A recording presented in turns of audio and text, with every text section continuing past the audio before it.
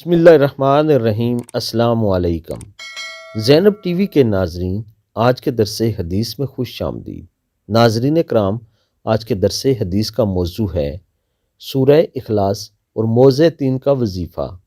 صحابی رسول صلی اللہ علیہ وآلہ وسلم عبداللہ بن خبیب رضی اللہ تعالیٰ عنہ فرماتے ہیں، بارش والی اور گپ اندھیری رات میں نکل کر رسول اللہ صلی اللہ علیہ وآلہ وسلم کو تلاش کر رہے تھے کہ آپ صلی اللہ علیہ وآلہ وسلم ہمیں نماز پڑھائیں۔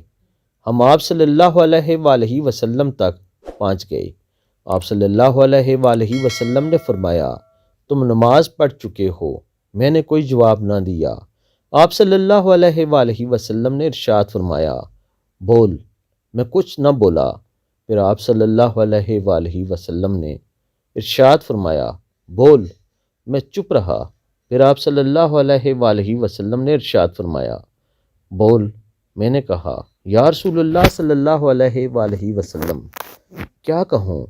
آپ صلی اللہ علیہ وآلہ وسلم نے ارشاد فرمایا، قل هو اللہ احد اور موضع 3 یعنی سورہ فلق اور سورہ ناس صبح و شام 3 بار پڑھ، تجھے ہر چیز سے کافی ہو جائیں گی۔